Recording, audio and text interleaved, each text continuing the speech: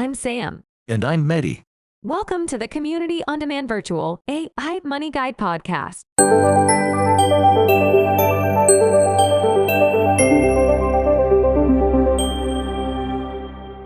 In this episode, we're doing a deep dive on the Build for Your Future Leadership and Skills Development dashboard.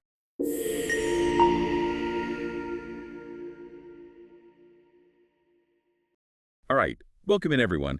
Today we're taking a deep dive into something called the Stakeholder's Dilemma. Stakeholder's Dilemma. I like it. Has a nice ring to it. It does, doesn't it? But what does it actually mean? Well, think about it this way. Okay. We're talking about real-world problem solving, but for young people. Gotcha. So not just theoretical stuff. Exactly. We're giving them a taste of what it's like to grapple with complex situations, where there are no easy answers. Oh, I see. Maybe deciding how to, allocate limited resources to address a bunch of different community needs. You got it. That's the kind of thing. It's about teaching them how to navigate those gray areas and come up with innovative solutions. That makes sense. And so this is where this Build for Your Future Leadership and Skills Development dashboard comes in. Precisely. It's all laid out in this infographic we have here. Okay, awesome. 3 phases. It all starts with individual skill building, working on yourself. Right. Then it moves into collaborating with others, teamwork. And it all culminates in having a real impact on the community. So it's like a step-by-step process. I like it. It is. So let's break it down a bit. We've got this PDF here that outlines the different modules in the dashboard. Things like understanding the impact of your decisions, Very important. measuring and building your skill set, effective communication for collaboration, and turning ideas into real solutions. Yeah. Seriously, when I was a kid, we never got this kind of practical experience. I hear ya. It was all textbooks and lectures. Exactly.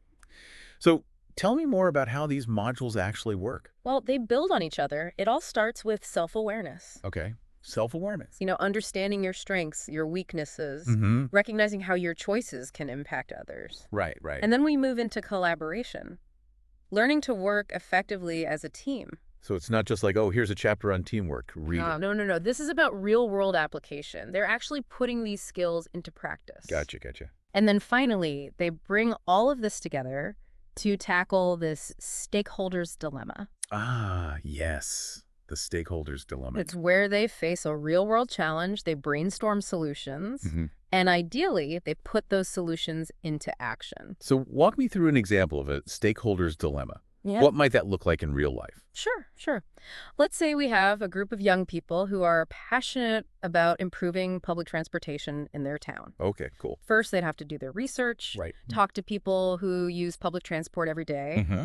explore different options, see what's out there. Yeah. But here's where the dilemma comes in.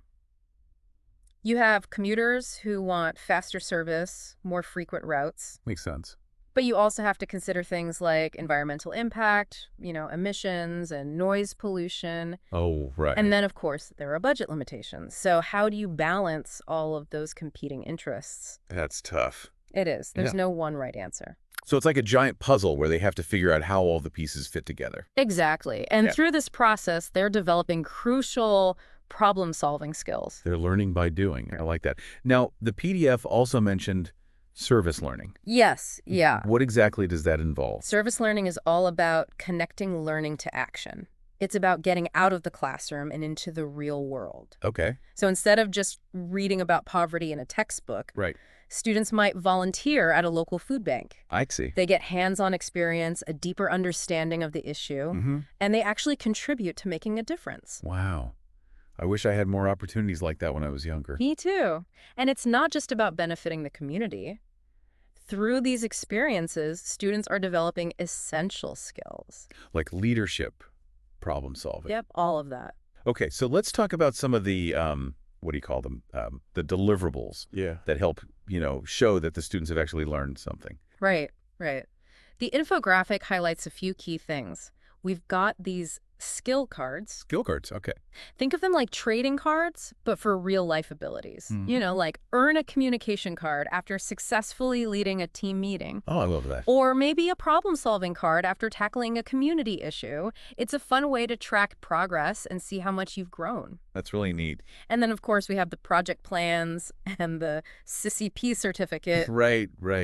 Those are probably helpful for showing future employers or colleges that these kids have actually, you know, done something. Absolutely. These aren't just concepts they've learned in a classroom. They've applied them in real life. So it's not just talk, it's action. Exactly. So to sum it all up, this Build for Your Future framework takes young people on a journey, right? And it does. It starts with developing individual skills, then moves into collaborative work, and ultimately leads to having a real impact on their community. You nailed it. And that brings up an interesting question.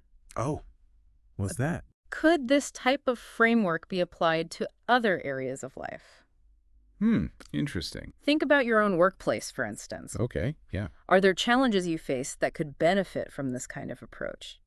Could you adapt this stakeholder's dilemma idea to find new solutions? I like the way you're thinking. Or consider some personal goals you might be working towards. Maybe you're stuck on something. Yeah. Could framing those goals as dilemmas with different stakeholders involved lead to more creative solutions? That's really thought-provoking. I'm going to have to ponder that one. Food for thought. Well, that about wraps up our deep dive into the Build for Your Future framework and the stakeholder's dilemma. Great discussion. As always, thanks for joining us, and we hope this has given you some new ideas to think about. See you next time. Take care.